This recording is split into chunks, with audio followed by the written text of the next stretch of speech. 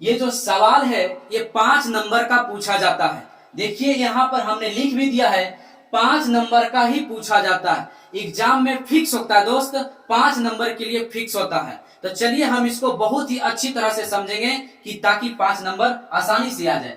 चलिए शुरुआत करते हैं। तो पहले प्रश्न को बहुत ही आराम से पढ़ना। माध्य दिया गया है, बोला माध्य 62.8 है और कुल बारंबारता का योग, बारंबारता बोले तो यह का योग 50 है, मैंने दे दिया गया है। तो लुप्त बारंबारता F1 और F2 का मान ज्ञात करें। यहाँ पर जरा आप प्रश्न को एक बार जरा ध्यान से देखें। तो यहाँ पे देखिए बारंबारता में F1 और F2 आपको इसी का मान पूछा जा रहा है। तो हम एक बात बताते हैं, अगर आप पिछले वीडियो देखे होंगे तो पिछले वीडियो में केवल एक ही अंक, इसमें एक ही को पूछा जाता था, है ना। तो यहाँ एक अंक लुप्त होता था। अब इसमें बारंबारता में कितना अंक लुप्त हो गया? 2 अंक लुप्त हो गया। तो इस बात को ध्यान देना, जब भी बारंबारता में आपसे 2 अंक लुप्त हो जाए या यहाँ पर F1 या F2 पूछे, या चाहे हम इसको F1 ना मान के हम X भी मान सकते हैं, Y भी मान सकते हैं, P भी मान सकते हैं, Q भी, जो इच्छा हो मान सकते हैं, कोई टेंशन नहीं, है ना। तो यहाँ जब भी 2 अंक लुप्त हो तब बिंदास एकदम तुरंत दिमाग में घंटी बजा लेना है कि समीकरण निकलेगा। क्या निकलेगा? समीकरण निकलेगा। क्लियर? जब भी 2 अंक लुप्त हो तो दिमाग में तुरंत ख्याल लाना है, सोचना है कि समीकरण बनेगा, 2 समीकरण बनेगा। तो जब भी समीकरण बनाना हो तो पहला समीकरण बनेगा बारंबारता से, पहला समीकरण बारंबारता से। तो ध्यान में रखना है, पहला समीकरण बारंबारता से और दूसरा जो बनेगा सूत्र से। दूसरा किससे बनेगा? तो सूत्र से। यहां तक बात आप समझ गए होंगे। चलिए अब हम शुरुआत करते हैं। तो हम सभी को पता है, अगर हम F1 ना मान के X Y भी मान सकते हैं, कोई दिक्कत नहीं ना भाई। हम यहाँ पर X भी मान सकते हैं, चाहे F1 या F2, कुछ भी, P Q जो भी इच्छा हो, चलिए इसी को मान लेते हैं, कोई दिक्कत नहीं। यहाँ पर F को हम सब कहते हैं बारंबारता। F को क्या कहते हैं? बारंबारता। तो इसके बाद हम सोचेंगे कि चलिए पहले तो हम यहाँ पर पहला समीकरण आपको निकाल के दिखा दें। तो पहला निकालने से पहले हम इसको पूरा कर ही लेते हैं, उसके बाद समीकरण की बात करेंगे। तो हम बोले थे कि पहला समीकरण बारंबारता से निकलेगा, तो जहां यहाँ पे ध्यान देना है। तो उसके बाद क्या निकलता है? x को ही हम सब कहते हैं वर्गची, x को ही क्या कहते हैं हम सब? वर्गची। तब x कैसे निकलता है? वर्गची कैसे निकलता है? वर्ग अंतराल के जोड़ के आधा, वर्ग अंतराल के जोड़ के आधा। तब 20 को आप 20 और 0 जोड़ेंगे तब इसका आधा 10 हो जाएगा, और 20 और 40 कितना हो जाएगा? 60, 60 के आधा 30 हो जाएगा, 60 और 40 100, 100 के आधा 50। अंतराल कितना के? 20-20 का अंतर है। तो 50 और 20 70, 70 और 20 90, और 90 और 20 110। कोई दिक्कत यहाँ तक नहीं होना चाहिए। तो वर्गची कैसे निकाले, x का मान कैसे निकाले, हम सब अच्छी तरह समझ गए। अब आते हैं, अगर हम सूत्र की बात करें तो सूत्र में खुद बताता है fx। तो यहाँ पर f भी पता, x भी पता। हम यहाँ से क्या कर लेंगे भैया? f और x ज्ञात कर लेंगे। क्या कर लेंगे? f और x ज्ञात कर लेंगे। तो f और x ज्ञात कैसे होता है? ये खुद हमको बता रहा है कि इंटू होता है। इंटू मतलब गुना। तो 10 पचे 50, 10 पचे 50, 30 गुना F1, ये हो जाएगा 30 F1। कोई दिक्कत? 50 गुना 10 तब 500 हो जाएगा। 70 गुना F2 तब हो जाएगा 70 F2। कोई दिक्कत यहाँ तक? अब 9 सते 63 मतलब कि 630, यहाँ 11 ठी 88 मतलब 880। अब हमको इसी को जोड़ना होता है ना। तो अगर हम इसको जोड़ दें, चलिए ध्यान से देखना, अगर हम इसको जोड़ दें तो इसको जोड़ने पर पहले क्या होगा? F1 F2 है, अलग अलग है ये, है ना। अगर जाति सेम होता तो जोड़ लेते। तो F1 F2 है, इसको हम जोड़ेंगे नहीं, इसको यूं का यूं लिखेंगे। इस बात को ध्यान में रखना, F1 है और प्लस यहाँ पर क्या है? 70 F2।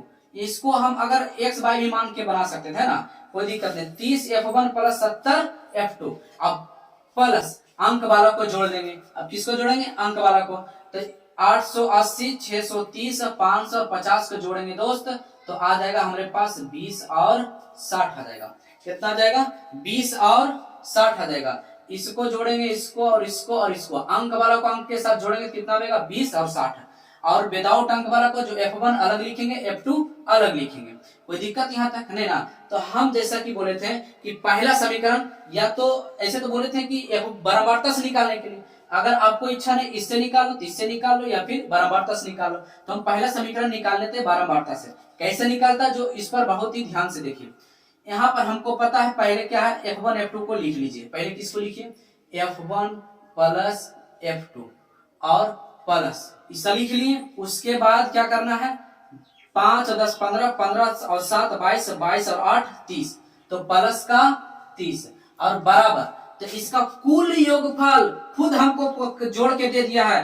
कुल योगफल हमको कितना दिया गया है, 50। मतलब इसका जो योग है कुल जोड़ के हमको कितना दिया गया है, 50। यहाँ पर हम लिख लेंगे 50। कोई दिक्कत यहाँ तक नहीं ना। अब यहाँ से करना क्या है, अंक वाला को एक तरफ कर लेंगे। तो यहाँ पे F1 प्लस F2 बराबर उधर क्या है 50, ये प्लस उधर जाएगा माइनस का 30, और यहाँ पर क्या बचा, F1 प्लस F2 बराबर घटाएंगे तो क्या बचा 20। यही हो गया समीकरण नंबर 1, इक्वेशन नंबर 1। कोई दिक्कत यहाँ तक नहीं ना। अब यहाँ से समझना है, अब इससे तो एक निकाल लिया, एक समीकरण हो गया। दूसरा समीकरण कहां से निकलेगा, जो ध्यान देना, दूसरा समीकरण निकालेंगे सूत्र से। तो सूत्र में क्या होता है भैया, सूत्र होता है माध्य बराबर क्या होता है, सिग्मा fx बटे सिग्मा f। कोई दिक्कत यहाँ तक नहीं। अब जरा समझे, माध्य का मान हमको दिया गया है। जब भी F1 या किसी एक अंक बारंबारता में एक डिजिट अगर लुप्त हो तो समझ जाना कि माध्य का मान जरूर दिया गया है। तो माध्य का मान हमको कितना दिया गया है, 62.8। तो 62.8 बराबर fx, तो सिग्मा fx, तो fx बराबर भी हमको दे दिया गया है। कितना है पता, तो सिग्मा का fx का 30 F1 प्लस 70 F2 प्लस 20 60 और बटा 20 60 और बटा f का कुल योग कितना, f का कुल योग कितना, तो f का कुल योग भाई साहब 50, इसलिए यहाँ पे बटे में 50 लिखेंगे। कोई दिक्कत नहीं।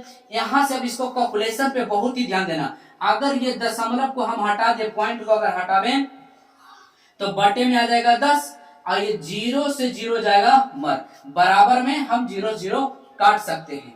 क्लियर। अब यहाँ पर जरा आप ध्यान दें, यहाँ बचा कुछ नहीं तो क्या बचा, एक। ये क्या है, एक से अगर हम गुना करें तो कोई फर्क पड़ने वाला है, तो बराबर में उसके बाद क्रॉस मल्टीपल हम सब कर लेते हैं। कोई दिक्कत यहाँ तक नहीं ना। चलिए ध्यान से देखना, तो 1 से गुना करेंगे तो हो जाएगा 30 F1 प्लस 1 से गुना करेंगे तो 70 F2 प्लस 1 से गुना करेंगे कितना रहेगा उतना ही, u का u 20 60, अब बीच में बराबर। अब इससे करेंगे तो जहां यहाँ पे ध्यान देना, अगर किसी भी अंक में अगर आज के बाद आपको 5 से गुना करना हो ना तो बहुत ही सिंपल है। अगर हम कहें आपको 16 में 5 से गुना करना है तो बहुत सिंपल, 16 के आधा कितना होता है 8, और एक जीरो अपना मन से लगा दें। क्लियर, यही आपका आंसर। अगर हम कहें 32 गुने आप 5 करें तो आपको 32 गुना 5 करने की कोई टेंशन नहीं लेना, 32 के आधा 16 होता है, एक जीरो लगा दें, यही आंसर। कोई टेंशन नहीं आता। अगर हम आपसे कह दें कि अच्छा भैया आप बताओ 28 के गुने 5 कर दो,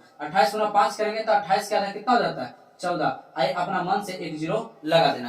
केवल जब 5 से गुना करना तो आधा करके अंतिम एक जीरो लगा दो, वही उसका आंसर हो जाता है। हमको 5 से गुना करना तो 628, तो इसका आधा करेंगे कितना होता है 62 के आधा 31 और 8 के आधा 4, एक जीरो अपना मन से लगा देना। क्यों लगाना कि 5 से गुना करना था, है ना, इससे गुना किए इसलिए लगा दिए। अब इसको एक तरफ रखना है तो 30 F1 प्लस 70 F2 और बराबर अंक वाला को एक तरफ कर लेते हैं। तो यहाँ पे 31 40 प्लस उधर उछल के जाएगा तो माइनस 20 60।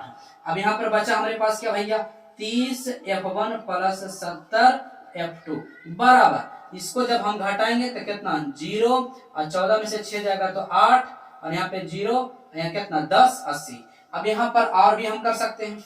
इसमें से जरा ध्यान देना है, यहाँ पर क्या कर रहे हैं ध्यान देना, यहाँ पर ये ध्यान देना है आपको कि अगर हम इन दोनों में से 10 कॉमन कर ले तो 10 कॉमन कर लेंगे तो यहाँ क्या बचा 3 न बचेगा 3F1 प्लस, इससे 10 बाहर निकालिए तो क्या बचा यहाँ पर 7F2। क्लियर यहाँ पर। अब बराबर इधर क्या बचा 10 80, तो 0 से 0 तो मर गया, तो जो मर गया तो आपके पास क्या बचा यहाँ पर बचा है 3F1 अब प्लस क्या बचा है 7f2 और बराबर कितना है 108। ये हो गया आपका समीकरण नंबर 2। ये हो गया आपका समीकरण नंबर 2। 3f1 प्लस 7f2 बराबर 108 है। तो ये हो गया समीकरण नंबर 1, ये हो गया समीकरण नंबर ये समीकरण नंबर 1, ये हो गया 2। आपको पता है कि अब इसके बाद क्या करना होता है, विलोपन विधि से f1 और f2 का मान ज्ञात करना होता है। हमें पूर्ण विश्वास है कि आप यहां तक अच्छी तरह से समझ गए होंगे। तो इसके बाद आप यहां तक स्क्रीनशॉट कर सकते हैं। इसके बाद हम आगे आपको बताते हैं। समीकरण 1 तथा 2 से, है ना, ऐसे लिखना है।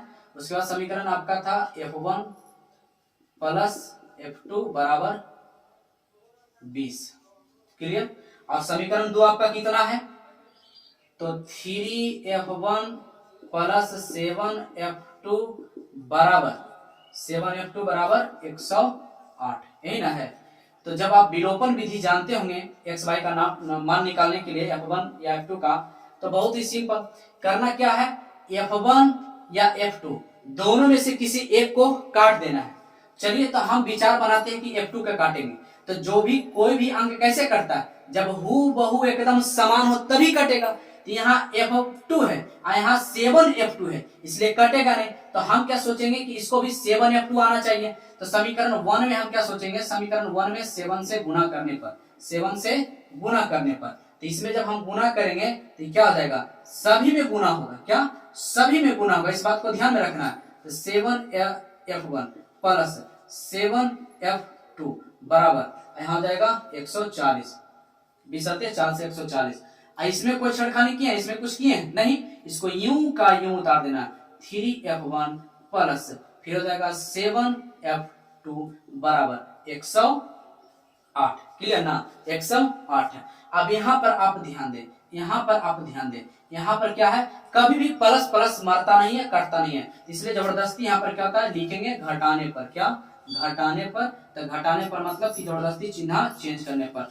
चिन्ह चेंज नीचे वाला होता है, ये प्लस है तो माइनस, प्लस है तो माइनस, ये प्लस है तो माइनस, प्लस माइनस मर गई हो। तब बचा क्या, 7 में से 3 गया तो 4f1 बराबर बराबर। अब इसको अगर हम घटा दें तब बचेगा कितना, 32। कितना बचेगा, 32 और 8 40। ठीक है, 32। अब यहाँ से उड़ा दे, इसको काट दें तो 4 32। तो f1 बराबर दोस्त कितना आया, 8 आ गया। तो f1 का मान कितना आया, 8 आया। अब जरा ध्यान दे यहाँ पर, अब जरा ध्यान दे, तो हम लिखेंगे f1 का मान समीकरण 1 में रखने पर, समीकरण 1 में रखने पर। तो समीकरण 1 में रखने पर, तो समीकरण 1 हमारा क्या था, एक ही बनाना था। तो f1 प्लस f2 बराबर 30 था, सॉरी 20 ना हो, 20। तो यहाँ पर f1 का मान कितना है आपके पास, तो f1 के मान है 8। तो ला भैया आपके समान यहाँ पर रखें, प्लस f2 बराबर 20। तो ये 8 प्लस में अंक के तरफ जाएगा, तो 8 उधर जाके माइनस हो जाएगा। तो यहाँ पर क्या जाएगा, बचेगा f2 बराबर ये 20 और माइनस, प्लस से उधर जाके माइनस का 8। तो f2 बराबर घट जाएगा, कितना बचेगा, 12। तो यही आपका क्या है, यही आपका आंसर आ गया, है ना। तो f1 का मान, f1 का मान कितना है, 8, और f2 का मान कितना आया, 12। कितना आया, 12। यही आपका आंसर है। तो हमें पूर्ण विश्वास है कि आप अच्छी तरह से समझ गए होंगे, किसी प्रकार की दिक्कत नहीं हुआ होगा। चलिए, अगर दिक्कत है तो अगला प्रश्न, एक प्रश्न और आप अभ्यास करें, बहुत ही मजा आएगा, आपको अच्छी तरह से भी समझ में आ जाएगा। सवाल नंबर 2, पहले आप वीडियो को रोकें और अपने से बनाने का अभ्यास करें, उसके बाद देखने का प्रयास करें। क्लियर। चलिए हम शुरुआत करते हैं। एक बार अगर समझ नहीं आया होगा तो फिर से आप एक बार ध्यान से देखें। हम क्या बताएं कि सबसे इसमें समीकरण निकलता है। यहाँ देखिए फिर से 2 बार लुप्त है ना। पहले हम तो प्रश्न कहेंगे पढ़ने के लिए कि माद इतना है और कुल बारंबारता का योग फिर से 50 है, तो कुल बारंबारता f1 और f2 है। हम कहेंगे कि f1 f2 को x भी आप मान सकते हैं, x और y मान अलग अलग, है ना। हम इस बार कहेंगे कि f1 और f2 को आप x y मान लें, ठीक, कोई दिक्कत नहीं, x मान लें या y, जिसे आप बताए ना कि f1 और f2 पर वही है। हम अभी कोई दिक्कत नहीं यहाँ तक। तो हम कहे थे कि समीकरण पहले निकाल लेना है, तो चलिए पहले समीकरण निकालने, पहले इसको हल कर लेते हैं। तो हल करते हैं तो हमको पता है कि ये एफ इसको बोला जाता है, एफ मतलब बारंबारता, और एक होता है क्या एक्स, एक्स को ही हम सब कहते हैं वर्गची। वर्गची कैसे निकाला जाता है आपको पता है कि वर्ग अंतराल के जोड़ के आधा, तब 20, 20 का आधा हो जाएगा 10, यहाँ पे 20 और 40 कितना 60 के आधा 30, अंतर कितना क्या 20 20 का, तो इसमें 20 20 जोड़ दो, 30 और 20 50, 50 और 20 70, 70 और 20 90, 90 और 20 110। कोई दिक्कत नहीं होना चाहिए यहाँ तक। हमको पता है कि एफ भी पता, एक्स भी पता, तो एफ एक्स निकाल लेंगे। क्या निकाल लेंगे? F x. कोई दिक्कत नहीं ना होना चाहिए, एफ एक्स निकाल लिए। अब जरा आप ध्यान से समझे, 10 सत्ते 70, इसको गुना करेंगे 30 गुना एक्स 30 एक्स, 12 पच्चीस 60 600, एक शून्य लगा देंगे, 70 बाई 9 72 720, 11 पच्चीस 55 550। कोई दिक्कत नहीं ना। अब इसको हमको क्या कर लेना है, इसको भैया जोड़ देना है, ठीक है। तो इसको जोड़ेंगे तो हमारे पास आ जाएगा 30x प्लस 70 बाई, अब प्लस का अगर हम जोड़ेंगे 550 और 720 और 70 जोड़ेंगे तो आ जाएगा 1940। क्लियर यहाँ तक? अगर यहाँ तक आ गया तो अब हम सब क्या करेंगे, सबसे पहले समीकरण बनाएंगे। हम सब क्या बनाएंगे? समीकरण। किससे? पहले बारंबारता से, चाहे इससे भी सूत्र से बना सकते हैं, दोनों में से किसी से हम पहले समीकरण बना सकते हैं, तो हम पहले इसी से बनाएंगे, ठीक है। तो ध्यान देना, चलो ध्यान देना है। तो पहले हम क्या करेंगे, इसको बारंबारता से समीकरण बनाएंगे। तो पहले क्या है, x प्लस वाई और प्लस इसको जोड़ेंगे, तब 12 7 19 19 और 8 27 27 और 5 32। अब बराबर कुल योग मतलब इसका योग हमको दे दिया है कितना 50। इसके पिछले वाला प्रश्न में कुल लिखा हुआ था, फिर भी अगर नहीं लिखा हुआ है तो भी आपको समझना है कि कुल योग कितना दिया गया है। तो कुल योग 50 है, यहाँ पे बोल दिया है, इसलिए हमको कुल योग कितना दिया गया है 50, या एक का कुल योग कितना 50। तो हम x प्लस वाई बराबर 50, आई प्लस में है तो बराबर कुछ तरफ जाएगा तो माइनस का 32। तो x प्लस वाई बराबर जब हम घटाएंगे तो कितना बचेगा 18। समीकरण नंबर 1। कोई दिक्कत यहाँ तक दोस्त? नहीं ना। अब किससे निकालेंगे दूसरा समीकरण? तो सूत्र से। तो हमको पता है कि सूत्र वह होता है माध्य बराबर सिग्मा एफ एक्स बटा सिग्मा एफ। तब एफ एक्स का मान दिया गया है, एफ एक्स का मान कितना है 30 एक्स प्लस 70 बाई प्लस 1940, अब बटे एफ का मान कितना है टोटल 50। और माध्य का भी मान दिया गया है, माध्य का मान कितना है 57.6। इसको अब कैलकुलेशन करना है तो बढ़िया से मारामारी करना है। जब भी दशमलव हटाएंगे तो बटे का 10, 0 से 0 कैंसिल। तो इसमें हम एक से जब गुना करेंगे तो इधर आ जाएगा 30 एक्स प्लस 70 बाई, अब फिर इधर गुना एक से करेंगे तो 1940 बराबर। जब इसको जब आप गुना करेंगे तो कितना आ जाएगा आपके पास 28 और ये आ जाएगा 28 80। कोई दिक्कत यहाँ तक? 576 गुना 5 करेंगे तो आ जाएगा 28 80, ठीक है। अब अंक वाला उस तरफ कर लीजिए, तो 30 एक्स प्लस 70 बाई अब बराबर 28 80 प्लस उधर जाके माइनस का 1940। तो यहाँ बचा 30 एक्स प्लस 70 बाई, और जब इसको हम घटाएंगे तो 0 4, यहाँ पे कितना बचेगा बच जाएगा आपके पास 9, तो 940। तो इस दोनों में से 10 कॉमन करेंगे तो 3x प्लस 7 बाई बराबर यहाँ बचेगा 940। तो 0 से 0 मर गया, तब बचा 3x प्लस 7 बाई बराबर 94। समीकरण नंबर 2। तो आपको पता है कि जब हम यहाँ तक निकाल लें समीकरण 1 और समीकरण 2 जब ज्ञात कर लें तो समीकरण 1 तथा 2 से करने पर। चलिए तो करते हैं, यहाँ पे ध्यान देना है आपको। समीकरण 1 कितना है दोस्त? समीकरण 1 है, तो देखना है यहाँ पे समीकरण 1 और यहाँ समीकरण 2। तो क्या लिखेंगे? समीकरण 1 तथा 2 से। तो समीकरण 1 क्या है? x प्लस वाई बराबर 18, और 2 में क्या है 3x प्लस 7 वाई और बराबर के 94। तो इसमें हमको अभी पिछला वीडियो में बताया था एक्स या वाई दोनों में से किसी एक को मरना है, तो हम वाई को मार लेते हैं। तो समीकरण 1 में वाई में कितना गुना करना पड़ेगा? 7 से। क्यों? जब तक बराबर नहीं होगा तब तक कट ही नहीं सकता, इसलिए हम ऊपर वाला में 7 से गुना कर दिए। तो हो जाएगा 7x प्लस 7y अब बराबर 18 26 से 126। इसको यूं का यूं उतार दे, 3x प्लस 7y अब बराबर का 94। इसको हम क्या करेंगे? लिख देंगे घटाने पर जबरदस्ती यहाँ पे प्लस है तो माइनस, प्लस है तो माइनस, चिन्ह चेंज, क्योंकि तब तक नहीं करता है तब तक चिन्ह चेंज नहीं होता, जब प्लस माइनस होता है तभी करता है। इसलिए प्लस माइनस मर गया तब बचा 7 में से 3 गया तो बचा 4x बराबर। इसको जब हम अगर घटाएंगे तो कितना बचेगा? 6 में से 4 गया था 2, और यहाँ पर 12 में से 9 जाएगा तो 3 32, 8 चौके 32, 8 चौके 32, तो x बराबर कितना बचा? 8। अब यहाँ पर लिखेंगे x का मान, x का मान समीकरण 1 में रखने पर। क्या लिखा हुआ है दोस्त? समीकरण 1 में रखने पर, ठीक है। तो 1 में आप रखिए तो समीकरण 1 आपका क्या है?